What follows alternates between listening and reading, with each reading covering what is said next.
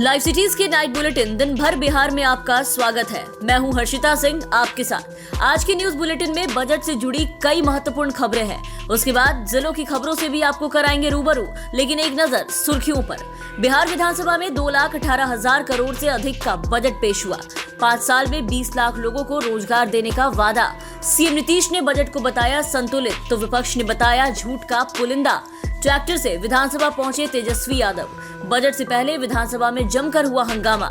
नीतीश सरकार पर खूब बरसे पप्पू यादव। आगे है कटिहार में रफ्तार की कहर ने ली 5 लोगों की जान। और अब खबरें विस्तार से।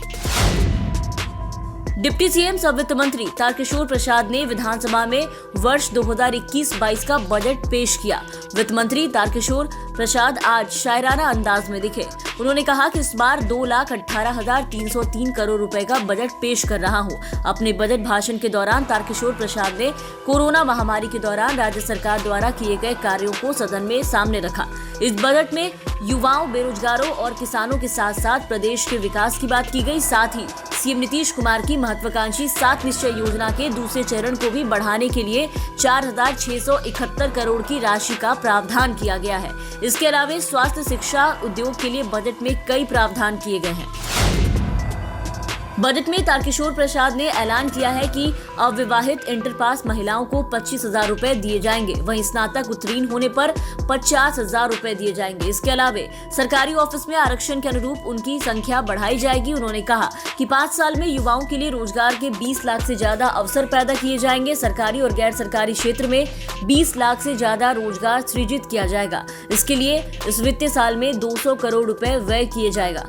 वहीं आईटीआई और पॉलिटेक्निक करने वाले युवाओं को अत्याधुनिक मशीनों पर नई तकनीक की ट्रेनिंग दी जाएगी। इसके अलावा किसानों की आय दोगुनी करने के लिए सिंचाई की पर्याप्त व्यवस्था करने की बात कही। हर खेत में पानी पहुंचाने के लिए 550 करोड़ का बजट प्रावधान किया गया है। वहीं सीएम नीतीश कुमार ने बजट को लेकर के बड़ा बयान दिया है। उन्होंने कहा है कि ये बजट संतुलित है और सभी वर्गों के हित को ध्यान में रखकर बनाया गया है। वर्ष 2005 से अब तक राज्य की अर्थव्यवस्था में विकास दर डबल डिजिट में रही है, उससे ये बजट और गति देगा। वहीं उन्होंने कहा कि पहले से जितनी योजनाएं चल रही है उसे 1 साल के अंदर पूरा किया जाएगा। उधर नेता प्रतिपक्ष तेजस्वी यादव ने बजट को झूठ का पुलिंदा बताया है। उन्होंने कहा है कि इस बजट में कमाई, पढ़ाई, दवाई और सिंचाई का जिक्र तक नहीं किया गया, केवल घोषणाएं की गई है। वो भी ऐसी घोषणाएं की गई है जो पहले से चल रही है। इस बजट में उद्योग लगाने पर कोई भी चर्चा नहीं की गई है और न ही बंद पड़े चीनी, जूट और पेपर मिल को चालू करने का कहीं कोई जिक्र है। बिहार में फूड प्रोसेसिंग पर भी कोई चर्चा नहीं की गई है। विधानसभा सत्र के दूसरे दिन भी विपक्ष ने जमकर हंगामा किया। विधानसभा के मुख्य द्वार पर विपक्ष के नेताओं ने महंगाई, बेरोजगारी, प्रश्न पत्र लीक जैसे कई मामलों को लेकर के प्रदर्शन किया। वहीं दूसरी ओर नेता प्रतिपक्ष तेजस्वी यादव ने विरोध का अनोखा तरीका निकाला है। आज विधानसभा की कार्यवाही में भाग लेने के लिए तेजस्वी यादव अपने आवास से ट्रैक्टर से निकले। तेजस्वी यादव का ट्रैक्टर मार्च पट्टा के 10 सर्कुलर रोड स्थित आवास से निकला। इस दौरान तेजस्वी यादव खुद ड्राइविंग सीट पर बैठकर ट्रैक्टर चलाते हुए दिखे। वहीं तेजस्वी ने केंद्र सरकार पर जोरदार हमला बोला। उन्होंने कहा कि देश में किसानों के ऊपर अत्याचार हो रहा है, किसानों पर कृषि कानून थोपे जा रहे हैं और किसानों की आवाज को दबाया जा रहा है। जाप सुप्रीमो पप्पू यादव आज बगहा पहुंचे और पूर्व जिला परिषद सदस्य दया वर्मा की पत्नी कुमुद वर्मा से मिलकर उन्हें सांत्वना दिया। साथ ही 1 लाख रुपए की आर्थिक मदद की। वहीं 2 लाख रुपए उनके बैंक खाते में डालने की बात कही। इस दौरान वो नीतीश सरकार पर खूब बरसे। उन्होंने कहा कि विधायिका और कार्यपालिका अपराधियों को बचाने में लगी है, ऐसे में कानून के राज की बात करना बेईमानी है।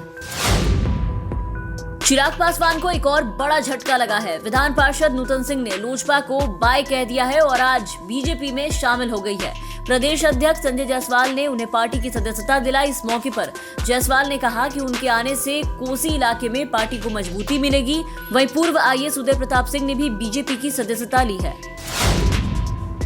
मुजफ्फरपुर के महेशपुर में एक शादी समारोह में हुई हर्ष फायरिंग में 2 युवक घायल हो गए, जिसके बाद खुशी का माहौल मातम में बदल गया। आनन फानन में घायल दोनों युवकों को शहर के निजी अस्पताल में भर्ती कराया गया। डॉक्टरों की माने तो दोनों युवक की हालत फिलहाल गंभीर है। दोनों की पहचान चंदन कुमार और ऋतिक कुमार के रूप में हुई है। फिलहाल पुलिस मामले की जांच में जुटी है। कटिहार में आज हुए भीषण सड़क हादसे में 5 लोगों की दर्दनाक मौत हो गई। घटना पोठिया थाना के समीली खैरा बहियार के पास हुई है, जहां ऑटो और ट्रक में हुई टक्कर में 5 लोगों की मौके पर ही मौत हो गई, जबकि अन्य लोग बुरी तरह से जख्मी हो गए। बताया जा रहा है कि पूर्णिया से बैंड पार्टी लौट रही थी, तभी अनियंत्रित ऑटो और ट्रक में भीषण टक्कर हो गई, जिसमें 5 लोगों की मौत हो गई। घटना की जानकारी मिलते ही पोठिया थाना की पुलिस मौके पर पहुंची, जिसके बाद सभी मृतकों की पहचान हुई। सभी मृतक कुर्सेला थाना क्षेत्र के बसुहार मददिया गांव के रहने वाले थे। बिहार की सड़कों पर डीजल से चलने वाली बसों के साथ साथ अब इलेक्ट्रिक बसें भी दिखेंगी। जल्द ही इसकी शुरुआत होगी। 8 बसें पटना के फुलवारी शरीफ पटना भी पहुंच चुकी है। इलेक्ट्रिक बसें 1 घंटे में रिचार्ज हो जाएंगी और बिना रोक टोक के 250 किलोमीटर तक चल सकती है। फिलहाल इसे पटना से राजगीर होते हुए बिहार शरीफ और पटना से मुजफ्फरपुर तक चलाया जाएगा। अगर ये सफल रहा तो बाकी जिलों को भी इलेक्ट्रिक बस प्रोजेक्ट से जोड़ा जाएगा।